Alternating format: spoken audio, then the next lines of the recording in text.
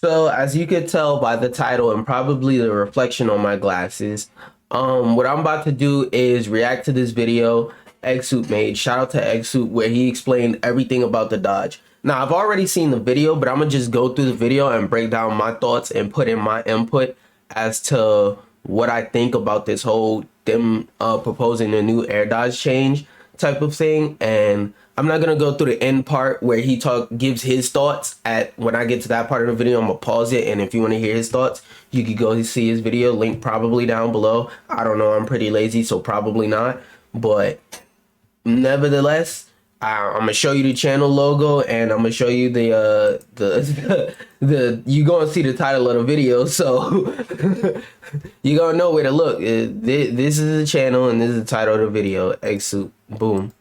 You're welcome. Go ahead, take a second to screen grab that or pay attention to it. Now, I'm gonna let him talk and explain it. Then I'm gonna like talk about what I think afterwards. And I feel like an old nigga or an evil anime villain every time. If you aren't aware, BMG just published a new test feature available in the experimental game mode or with test feature. My bad, I have it on Super HD. I just loaded up custom games that completely reworks the dodge cooldown system. In this video, I will explain to you exactly how the dodge system works currently, how these test features change it, what that means for the future of gameplay and balance, and why you should really pay attention to this. Okay, so after about like 2 minutes of the video, I'm gonna pause it and I'm gonna like talk on my own thoughts unless he says something during the video where like I want to add some input. It's because of what it means for the future of Brawhalla. Bit of a hint, it's because you, and yes, I mean you, directly have the power to influence it. The current dodge system is a bit complicated, but I feel like the current dodge system makes sense right now, but what they're proposing to do, which y'all gonna see in a second, is gonna overcomplicate the system, but I'll go deeper into that later. But I'll try to lay it out as simply as possible. Right now, there are 2 categories of dodge, and depending on which one you fall under while using it, your cooldown will be affected. Grounded dodges, which is just starting it from the ground, always have a cooldown of 60 frames, or oh wait, hold up, Control plus 1 full second. This is the shortest possible cooldown, and it's why grounded dodges are the least risky. This also includes grounded chase dodges. Aerial dodges, on the other hand, have a maximum cooldown of 163 frames, or around 2.72 seconds. Oh my God. This can be reduced, however, if you land on the ground during that cooldown.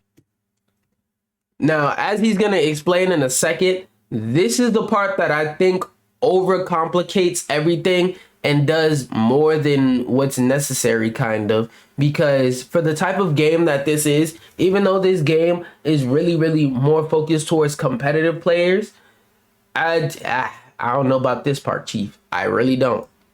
Period, which is partly why you'll see top players use a lot of diagonal dodges into the ground.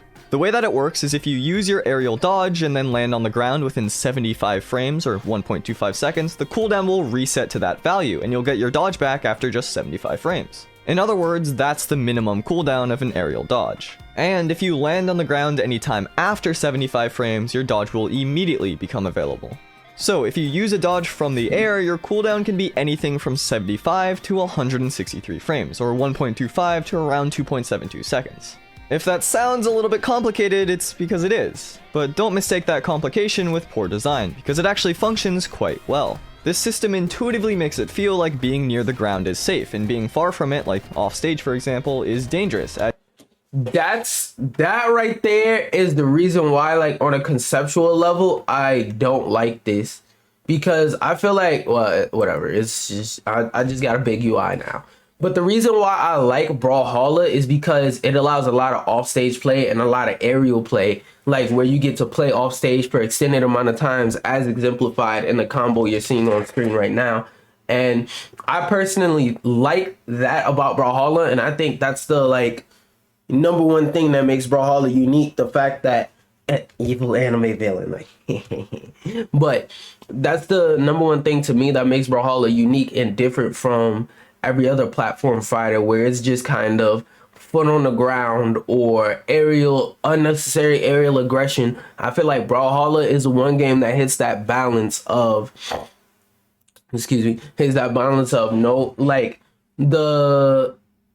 I don't know how to explain it because it's not necessarily the skill gap, but the craziest moves in the game aren't really broken. It's more so they're just good moves instead of like Smash, for example. The craziest moves in the game is like Funny Punch. Well, KO Punch for you normies, but Funny Punch where it just kills you at like 10%.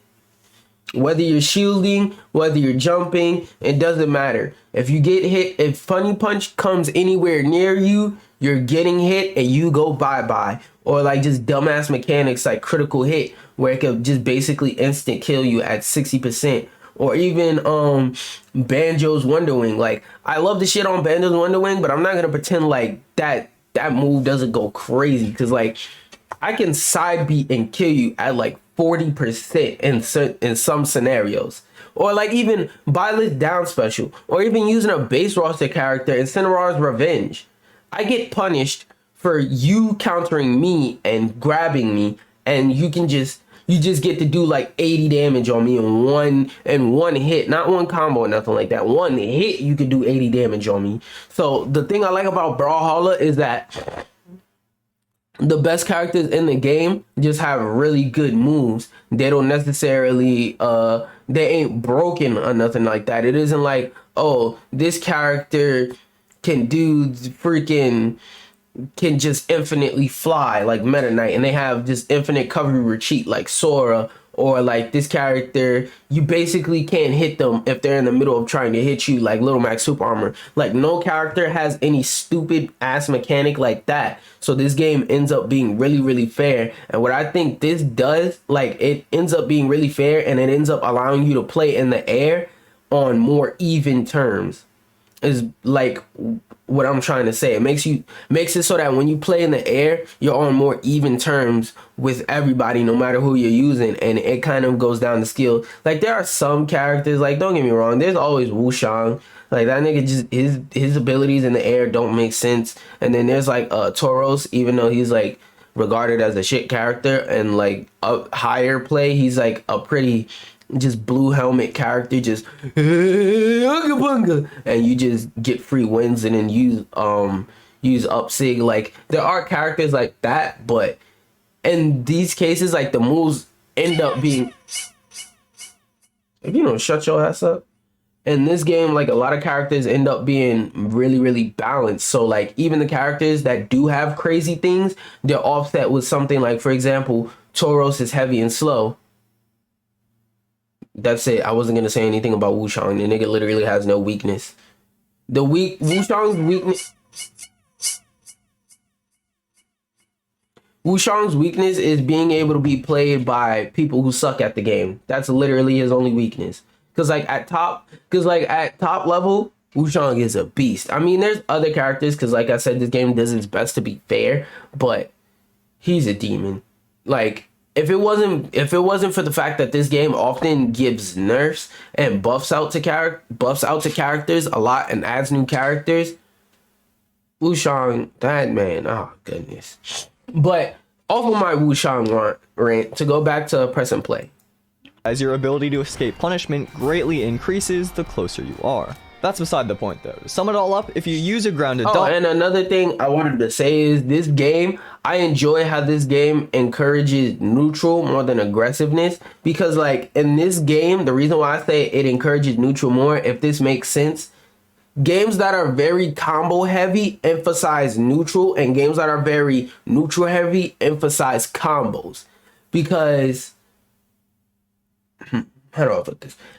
The reason why the exact opposite of what the game's goal is good is because that wasn't intended. So the side effects of it being not intended probably are that nobody else in the cast has this except for this character, and they only have it because of this one special ass reason. Like they have that one key that fits in the lock and unlocks the door of brokenness. That's the only reason why that particular character fits. So if that, like, that's my complicated way of explaining it, but basically the exact opposite of what the game is intended for is what the best thing in the game is. So this game being intended to be aerial driven and all of the characters being designed more or less with the aerial driven focus, making characters that are very boots on the ground, run back and forth, swing fists and go yee, characters, the reason why I personally don't like that is because I feel like there's going to be some unintended side effects that definitely change the game and make people scared to jump in a game where you have like 3,000 jumps. And then you have up SIGs, then you have the air dot, the dodge, excuse me, not air dodge, aerial dodge, where you have the dodge and all that. And I feel like that kind of kills the purpose of jumping, because it's like, why do I get punished for doing things in the air when this game is designed for me to stay in the air most of the time? It kind of seems ass backwards. It seems like it feels like they're adding a mechanic that fights the theology of the game. Dodge, you will not be able to dodge again for 1 second. If you use an aerial dodge, you reasonable. will not be able to dodge again from 1.25 to about 2.72 seconds, depending on your movement. This new dodge system works quite differently. If you dodge, you have 130 frames, or about 2.17 seconds, of cooldown. Okay, that's reasonable. It doesn't matter if it's a grounded dodge, an aerial dodge, a gravity cancel, whether you touch after 75 frames or chase dodge into the ground, it's 130 frames. Always. Which is not So fair. what does this mean? Well, these changes seem to serve two main goals, both of which have been pretty...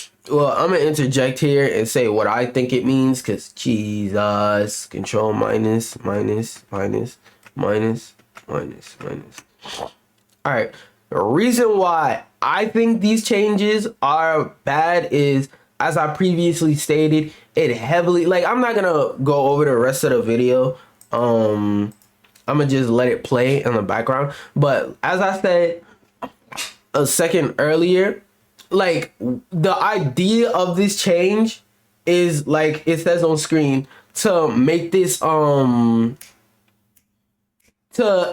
simplify the game. But I feel like when your goal is to simplify the game, and what he's mentioning now is the reason why they're doing this is because recently they added a bunch of things like this. For example, the little platform, the fact that when you jump, you have when you're out of jumps or you're low on jumps, you get sweat on you, and different like visual indicators and things like that, is because they're trying to simplify the game and make it easier and more welcoming to when new people want to join. So that, like, as what happened there, like, if you're a new player and somebody hits you off stage and puts you in that scenario, you're probably gonna get clapped. Like, you're gonna get clapped if you don't know what you're doing. And I get it, I understand, and I appreciate that they're trying to make it more friendly to newer players. But this is one of those situations where it's like, yes, you're trying to do a good thing, but the way that you're trying to achieve doing that good thing is more harmful than helpful. That's what this scenario is. It's like, yeah, you're trying to streamline things, but when you try to streamline things, you don't add stuff.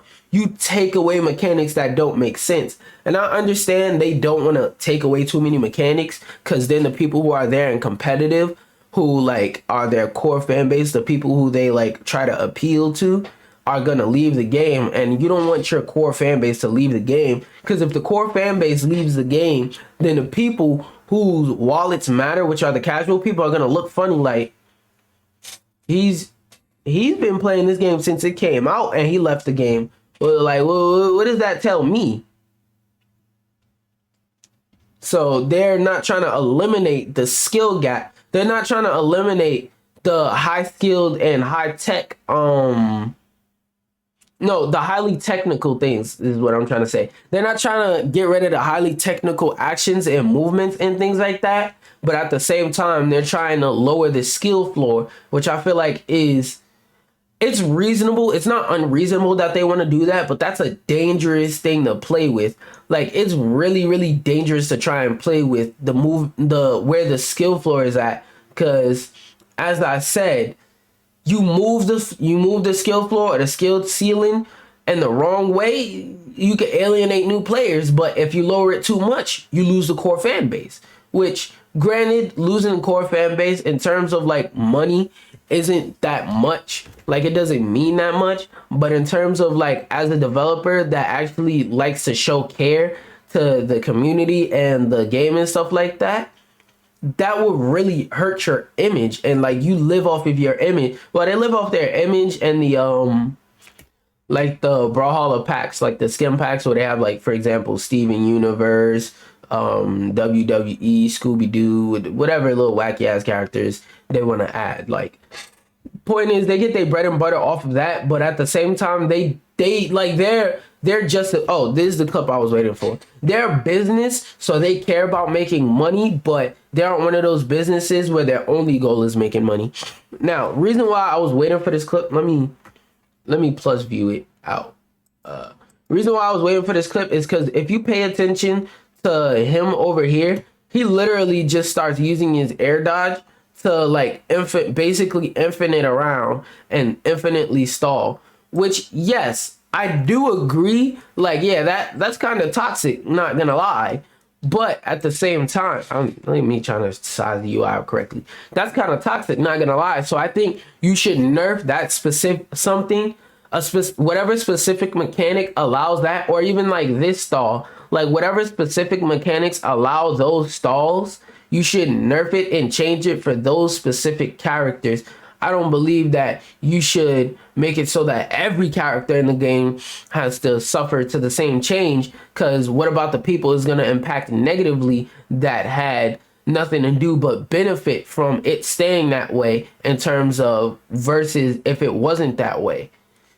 Like, those characters, you should leave it alone. But at the end of the day, this game, I don't know what the name of the concept is, but there's different kinds of fairness, like way to basically enact fairness and enact equality. And the way that Brawhalla achieves fairness is by more or less making everybody the same. Like, everybody has their little uniqueness, like with their SIGs and their weapons, but at the same time, everybody has something that's fair. Like, they both got it. Like, if a weapon drops on the ground, both characters, if neither character has a weapon, they both have to go run and try and pick up that weapon and fight for that weapon, and like fight to get their signature, their unique signatures, so they'll be able to do different things and do their own special little combos and stuff like that. So like, that's where the fairness comes in, and like, by everybody being the same. But when you change that and you make it so that certain people, you make a global change that affects certain characters more than the others, that affects the balance of the game greatly. And that kind of just